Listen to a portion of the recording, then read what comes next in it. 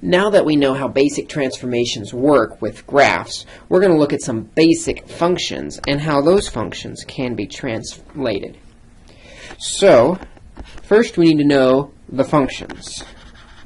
There are 6 functions that you need to know their shape, their location, their behavior in this class.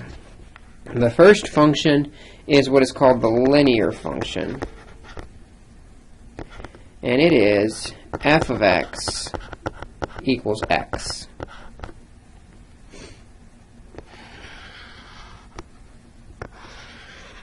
The linear function is a straight line with a slope of 1 through the origin. The 3 key points that you should know are on this graph are 1, 1, 0, 0, and -1, -1. That is the linear function. The second graph that you need to know is the absolute value.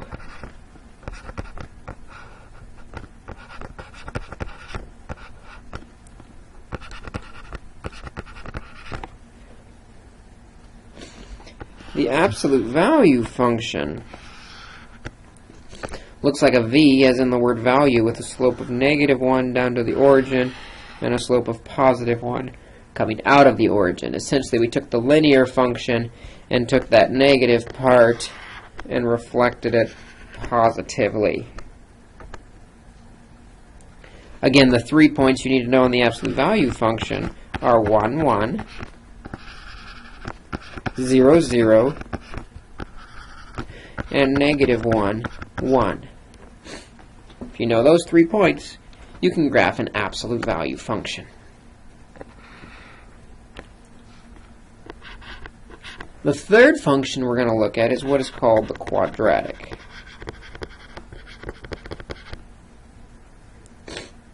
Oops, I forgot to tell you what the absolute value function was. F of x equals the absolute value of x. Sorry about that. So the quadratic function is f of x equals x squared. And you've seen this function before. This function is your basic parabola function, the U shape, and it's got 3 key points, 1, 1, 0, 0, and -1, 1. Notice those are the same key points as the absolute value function, but the shape is very different. The absolute value is a very wide V, and the quadratic is more of a narrow U. The shape is important.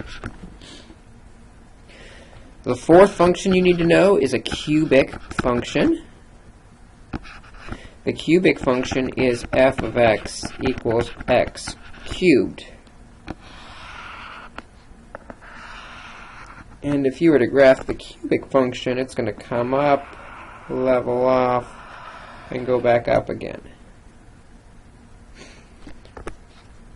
There's a little bit more of a leveling off on the left side. There. It's got key points that you need to know of 1, 1, 0, 0, and -1, -1. Again, you'll notice these are the same key points as the linear function. Oh, the word cubic didn't get on there. Cubic. There we go. Same 3 key points as the linear function, but the shape is very different. The cubic is wavy, the linear is straight. 2 more functions. Function number 5 is called the inverse function. It's also called the reciprocal function. Reciprocal. Should have stuck with inverse. I know how to spell that. The reciprocal function is f of x equals 1 over x. And the way the reciprocal function works is it has 2 asymptotes. One is the x-axis, and one is the y-axis. The reciprocal function is in the bottom left, bending towards those asymptotes, and the top right, bending towards those asymptotes. The key points you should know on here are that main bend point are at 1, 1, and at negative 1, negative 1. And that the asymptotes meet at the center point of 0, 0. Similar to the reciprocal function is function number 6, called the inverse square function.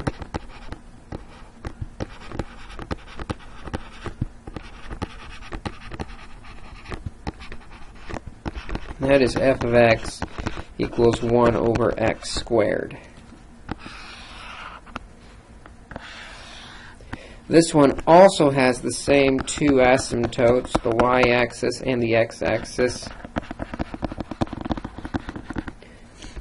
But this time the bends are going to be in the top left and the top right.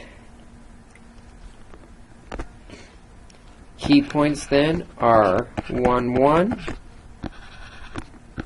negative 1, 1, and then where the asymptotes intersect at 0, 0.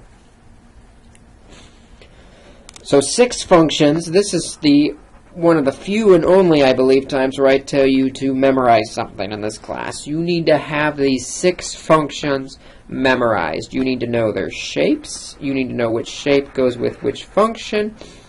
And you need to know what the 3 key points are on each of these functions. Very, very important. Because what I'm going to do is give you a version of one of these functions, and you're going to be asked to graph it. Which means you're going to identify all the translations of how x changes and how y changes, and then draw the correct shape to connect the correct points. So let's take a look at a few examples where we're going to do just that.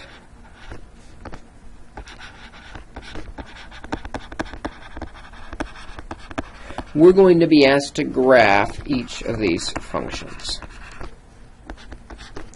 Let's start with y equals 1/2 x plus 3.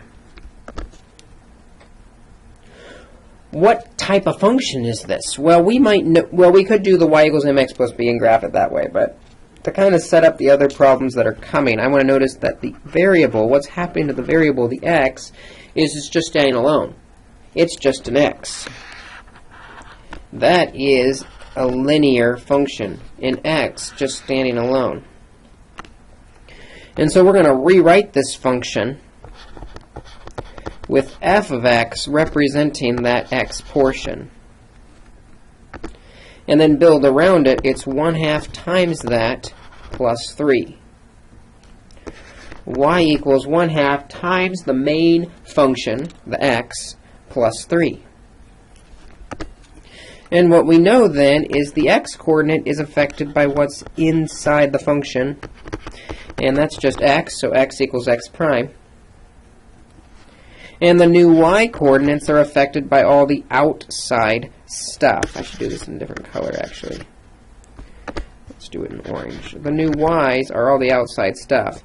The 1/2 times the function plus the 3. 1/2 times the function plus the 3. And that gives us the new y prime. So we know the function, the linear function, has 3 key points: -1, -1, 0, 0, and 1, 1. Using these formulas that we just found to translate, our x's we found are going to stay the same. So x is at -1, 0, and 1. The y's, we're going to take half of it and add 3. Maybe even get a common denominator here by multiplying by 2 over 2. So that's going to be 6. Y plus 6 divided by 2. So -1 plus 6 is 5 over 2. 0 plus 6 is 6 over 2, which reduces to 3. And 1 plus 6 is 7 over 2, which reduces to 3. We've now got our new points for our graph.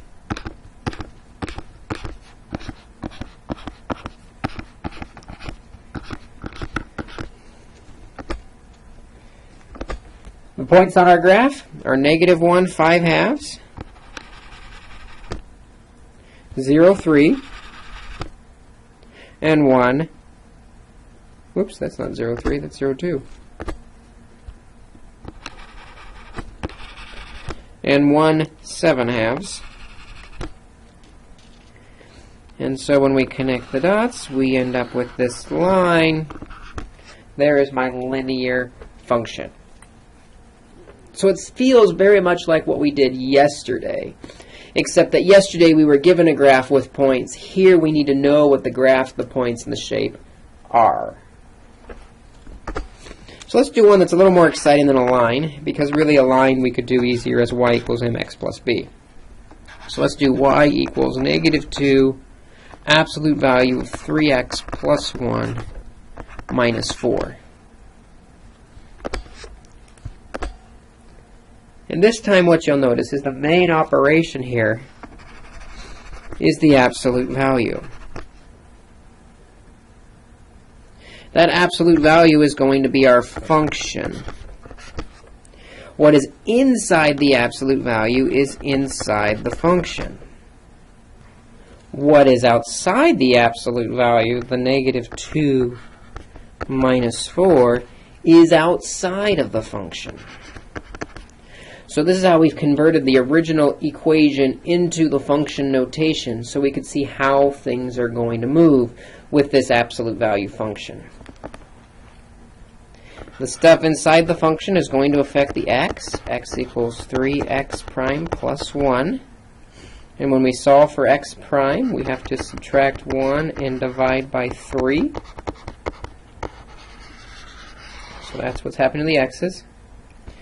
What's happening to the y's is outside the function, where the function becomes y. So it's y prime equals -2 times the function, or times the y, minus 4.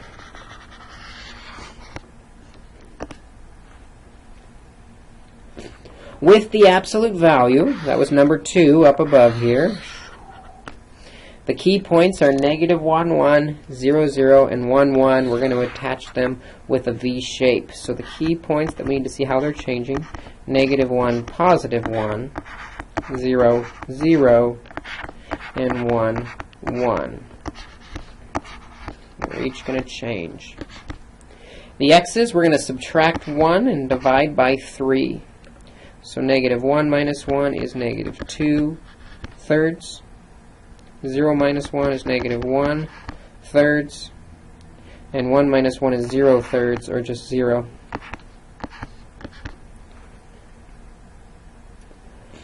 The y-coordinate then, multiplying by -2 and subtracting 4. 1 times -2 is -2, minus 4 is -6. 0 times -2 is 0, minus 4 is -4. And 1 times -2 is -2, minus 4 is -6. So we now know what our graph is going to look like.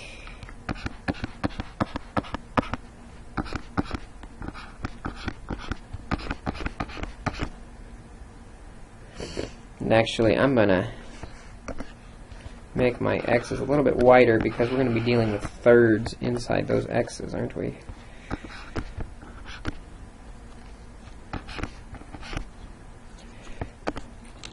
So the first point is at -2 thirds, -6. The next point is at -1 third, -4.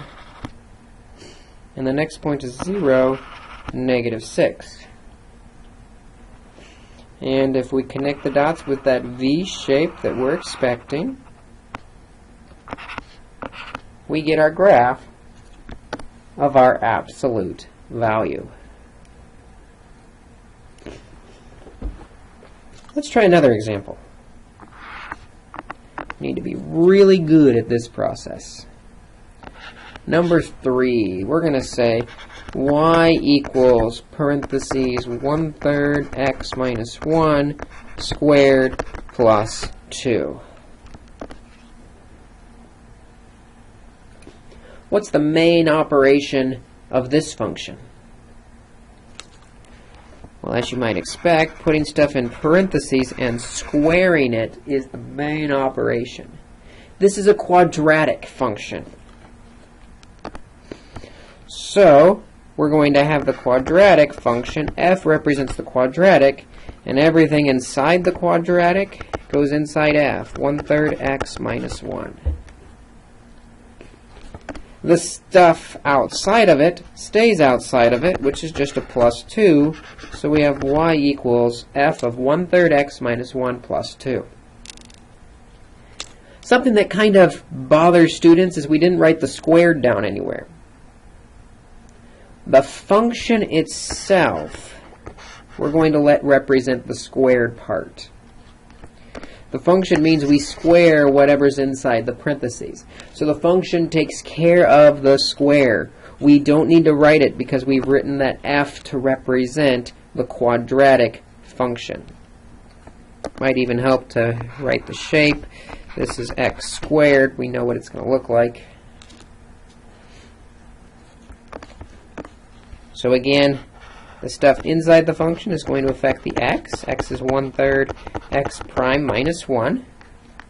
Again, with x we have to solve it, so we're going to add 1 and then get rid of the fraction by multiplying everything by 3. That gives us our new x values. To get our new y values, we look at everything outside the function, where the function becomes y, and then there's just this plus 2. So y's are simple. The function is just added to.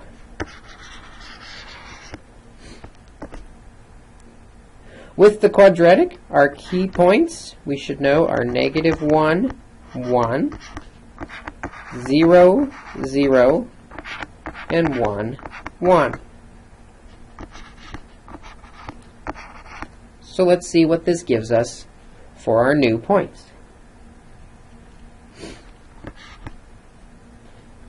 With the x's, we're going to add 1 and multiply by 3. So -1 plus 1 is 0 times 3 is 0. 0 plus 1 is 1 times 3 is 3. And 1 plus 1 is 2 times 3 is 6. For the y's, we're just going to add 2. 1 plus 2 is 3. 0 plus 2 is 2. And 1 plus 2 is 3. We now have our new points for our graph.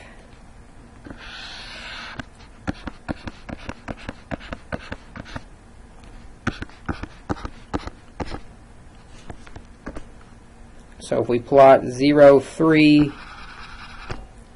3, 2, and 6, 3.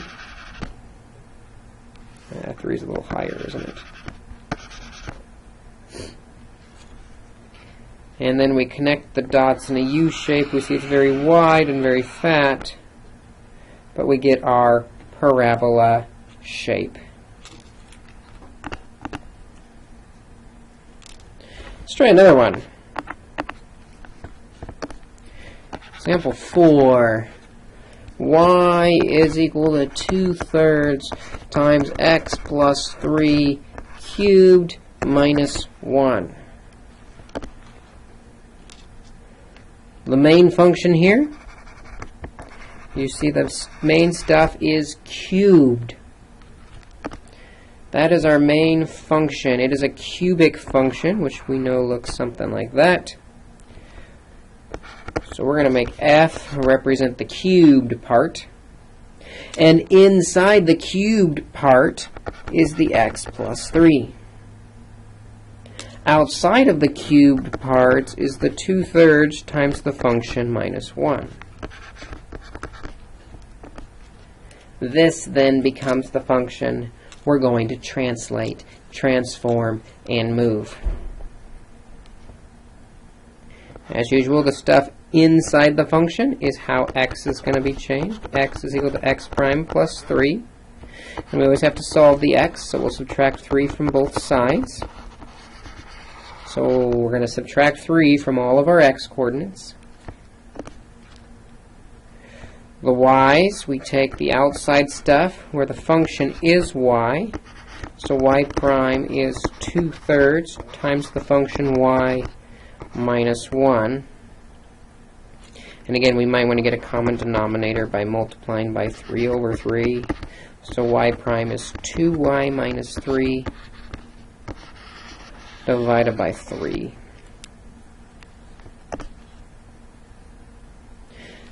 On the cubic, our key points, again, you're going to want to have these memorized. Number 4 here, the cubic, the key points are -1, -1, 0, 0, and 1, 1. So -1, -1, 0, 0, and 1, 1. The x's are easy to transform. Here we're just subtracting 3. -1 minus 3 is -4. 0 minus 3 is -3. And 1 minus 3 is -2. The y's, we're going to multiply by 2, subtract 3, and divide by 3 in that order. So -1 times 2 is -2 minus 3 is -5/3. 0 times 2 is 0 minus 3 is -3/3, which reduces to -1. 2 times 1 is 2 minus 3 is -1/3. And we have our 3 key points.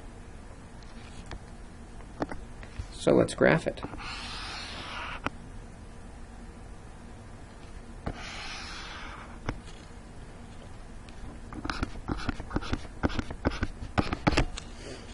We need to go thirds going up, so I'm going to make my going up a little bit bigger and going down a little bit bigger so that we can identify where those thirds are. So the first point is at -4, -5/3. Our second point is at -3, -1. And the next point is at -2, -1/3. Oops, -2, -1/3.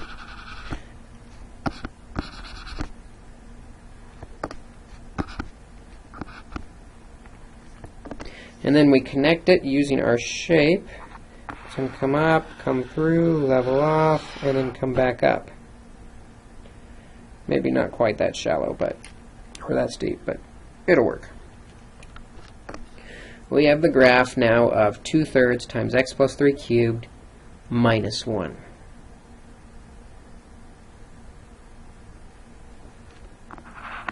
Let's try another example. This example is going to be y equals 1 over 3x minus 5 plus 2. The main graph, the main function here is 1 divided by the stuff. It's a reciprocal function. Remember, the reciprocal function is going to have the asymptotes. So the reciprocal function is going to represent the f. Whatever's inside the reciprocal goes inside the function, the 3x minus 5. Whatever's outside the reciprocal, plus 2, goes outside the function. And so again, we can figure out what's happening to our x's and what's happening to our y's. X is equal to 3x prime minus 5. Solving for the x prime, we have to add 5 and divide by 3. And that's our x function. Our y function is whatever's outside. Replacing the function with y, we've got y prime equals y plus 2. That one's going to be really simple. And then we're ready to look at our 3 key points. -1, -1, 0, 0, and 1, 1. Remember, 0, 0 on the reciprocal function is the intersection of the asymptotes. It's not part of the graph. It's where the asymptotes cross. Okay, so to get our new x's, we're going to add 5 and divide by 3. So negative 1 plus 5 is 4 thirds. 0 plus 5 is 5 thirds. And 1 plus 5 is 6 thirds, which reduces to 2. With the y's, we're just adding 2. Negative 1 plus 2 is 1. 0 plus 2 is 2. And 1 plus 2 is 3. We've got now our 3 new points. On the x's, we're going to want thirds, so I'm going to go a little bit big so we can identify where those thirds are.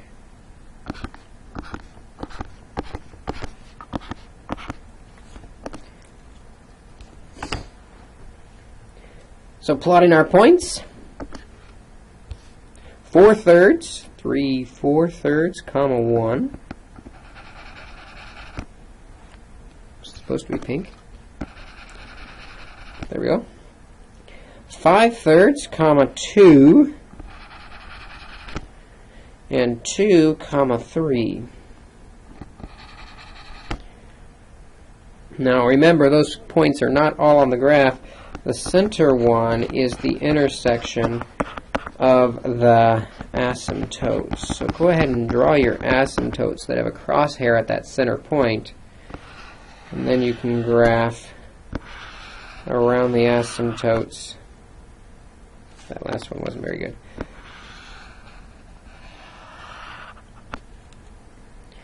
Our reciprocal function.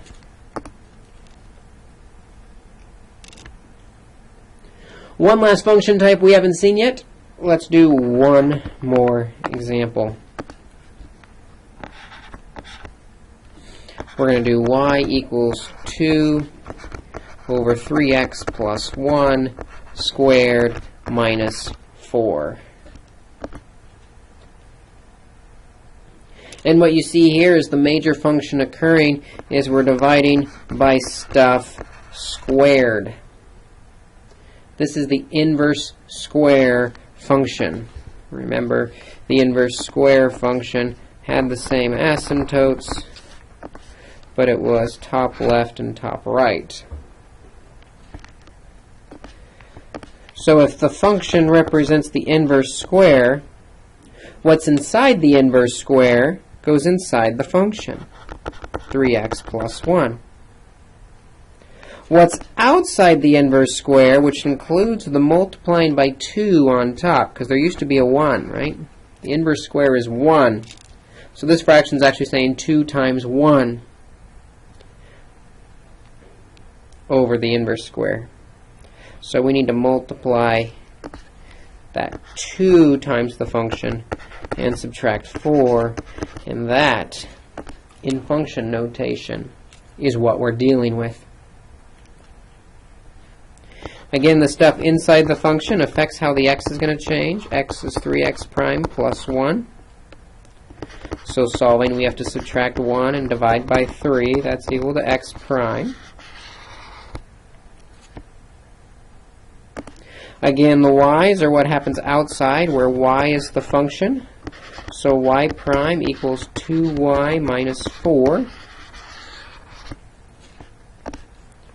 And now we just have to shift those 3 key points. And on the inverse square, again, you're going to want to memorize these. Negative 1, 1, 0, 0, and 1, 1. And let's see what we end up with for our new points. For the x's, we subtract 1 and divide by 3. Negative 1 minus 1 is negative 2 thirds. 0 minus 1 is negative 1 third. And 1 minus 1 is 0 thirds, or just 0. For the y's, we multiply by 2 and subtract 4. 2 times 1 is 2 minus 4 is negative 2. 0 times 2 minus 4 is negative 4. And again, 1 times 2 is 2 minus 4 is negative 2. And so now we have all the points we need. I'm going to make a really big 1, 2, so that we can see all those thirds in there.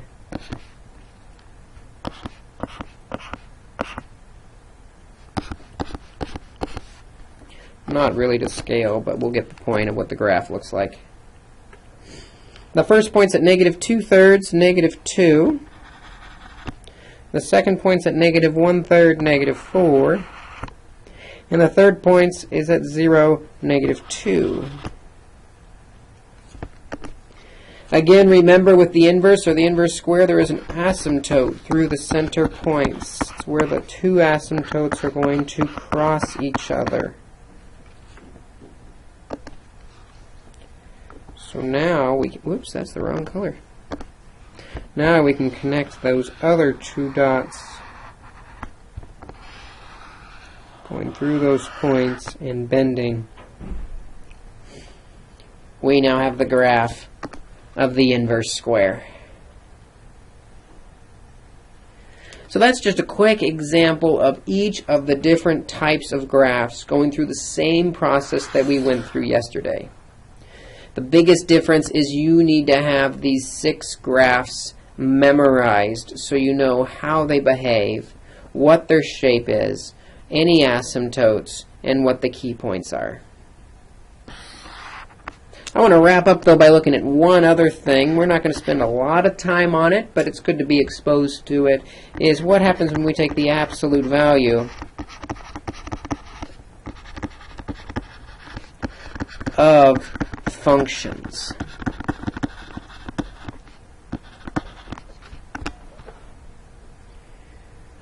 Absolute value makes things positive, right? So first we will graph what is inside the absolute value.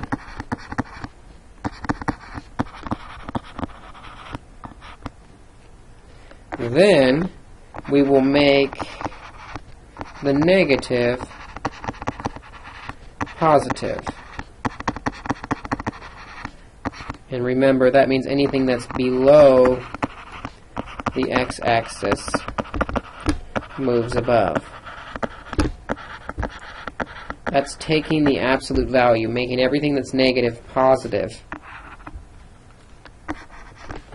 Then we will graph whatever happens outside the absolute value.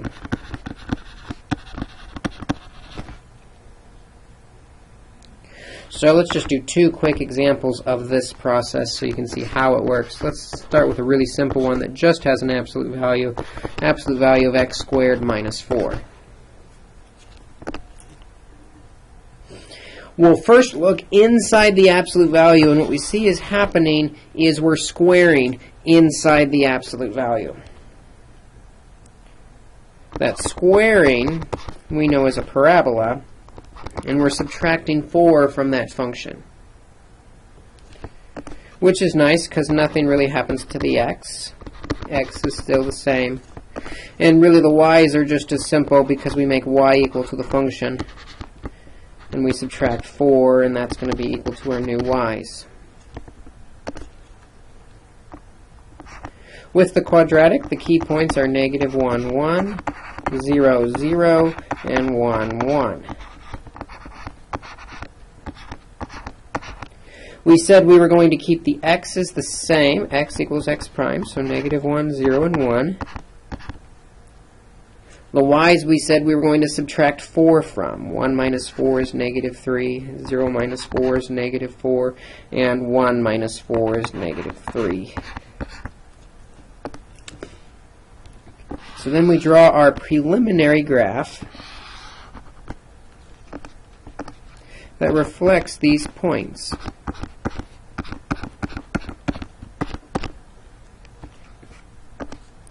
Negative 1, negative 3, 1, 0, negative 4, and 1, negative 3. And then we draw our graph.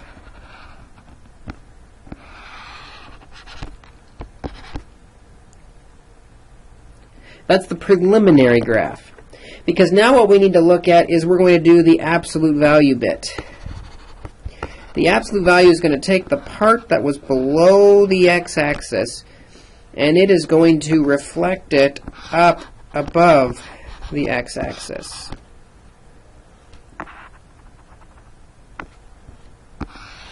Oops, I want black. So,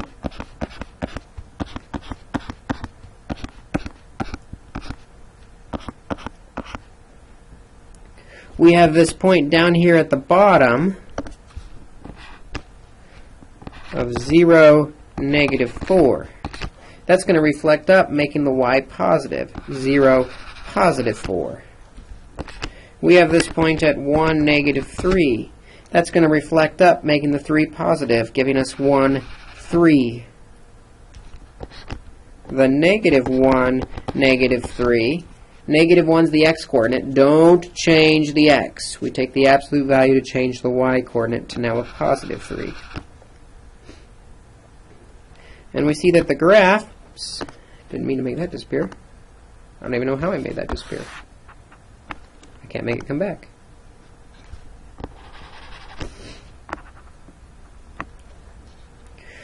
We see the graph, that green highlighted graph, bends down all the way to about 2. Bends down all the way to about 2. The 2 wings on the outside were already positive, so those are going to stay exactly the same like they were before. And so you can see what we've done is we've taken the green part that was below the x-axis and flipped it up above the x-axis, making it positive. That's what absolute value is going to do. Flip it up positive. Let's do one more example before we wrap up today. Let's do y equals 2, absolute value of x cubed plus 1 minus 1. Again, we're going to start by looking inside the absolute value.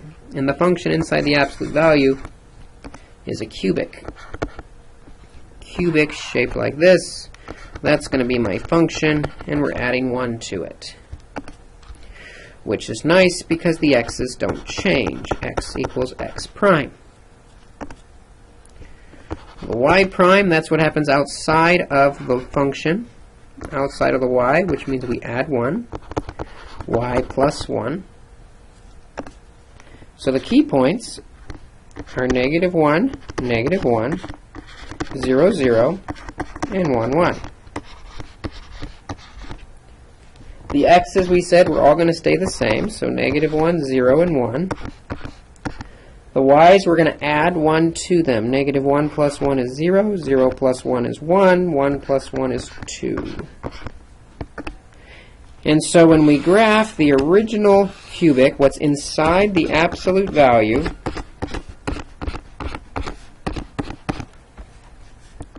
we have these points of -1, 0, 0, 1, and 1, 2.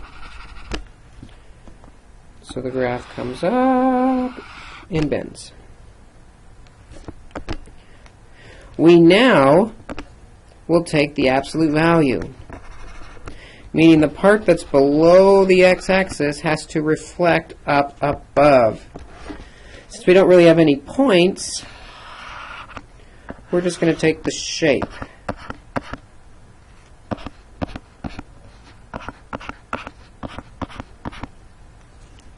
All the points we had were either on the x-axis or above, so those points were all good.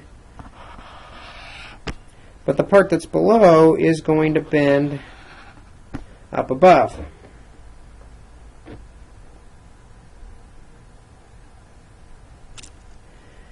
Although we still haven't done the multiplying by 2 and subtracting 1 on the outside. Those are all affecting the y-coordinate. It's going to be moving us up and down and stretching us. Essentially what we have is a new y rule. Y prime is equal to 2y minus 1.